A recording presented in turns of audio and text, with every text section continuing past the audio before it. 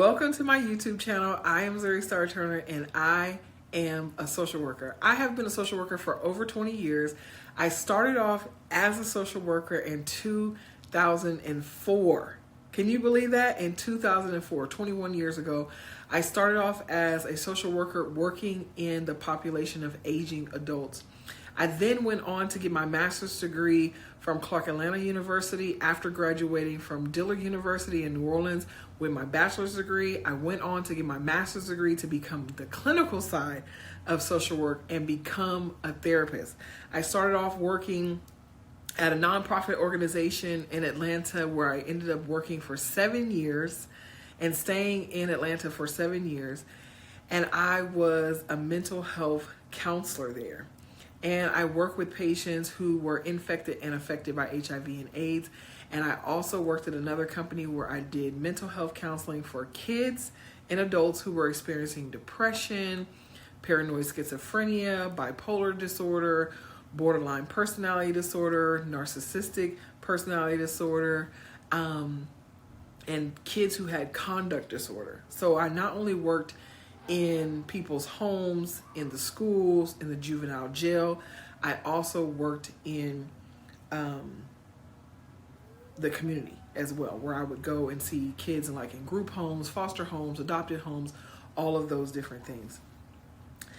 I love being a therapist, and I really enjoyed it. And so when I relocated back home to California after having my first son, I decided to become a foster care social worker because I was working with so many kids who were in the process of being adopted from foster care or kids who were recently being put into foster care when I was doing therapy in Atlanta.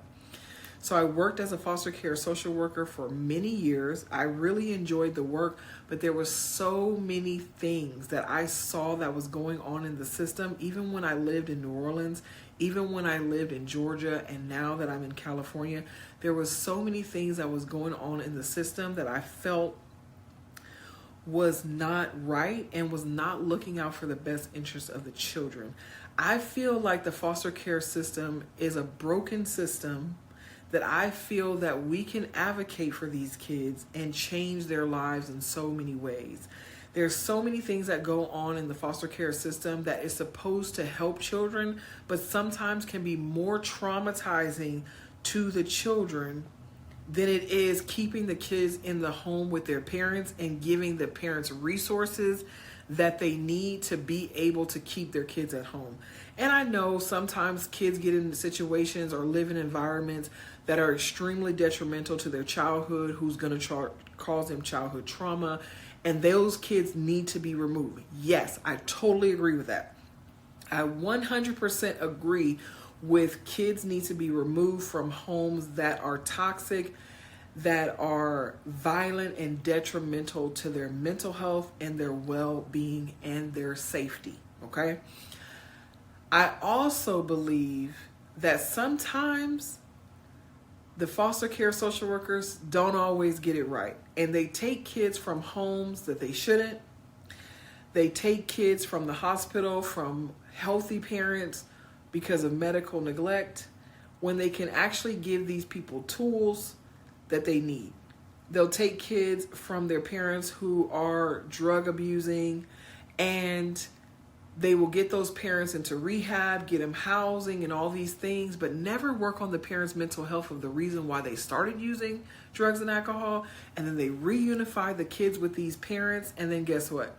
The kids end up coming back into the system because the parents relapse and get back on drugs, or the parents start trafficking the kids out to their drug dealers, or all types of things that go on that you guys probably don't know about. And I just want to bring light to the kids who have been affected, who have been traumatized by the foster care system in the United States. I pray for your healing. I know that it can be so hard being snatched away from your parents, your everyday life, even if that life is harmful, and being put in a home with strangers that you do not know, that you've never met before, and say, hey, here's your new family, they're going to take care of you. That in itself is traumatizing, okay? Having to move from school to school in a regular everyday life as a non-military kid is traumatizing. As a military kid is traumatizing. Sometimes adults don't make the best decision, and it affects children in ways that's not fair. And I feel like as a social worker, I can make so many changes in the foster care system by showing up for the kids, advocating for change, lobbying for change. And that's why I want to have this page, as well as educate people who want to become foster parents on the adversities that these kids go through and the things that they experience, and how we can help them together as a collective, as a community, to better the foster care system and help children heal from childhood trauma.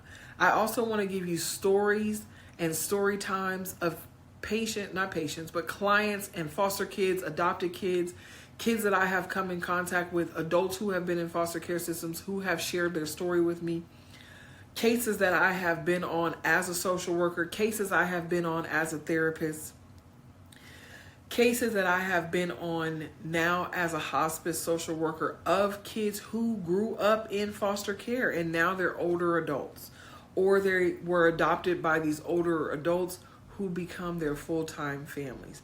I won't ever disclose locations. You'll never know if it happened in Georgia, California, or it happened in Louisiana.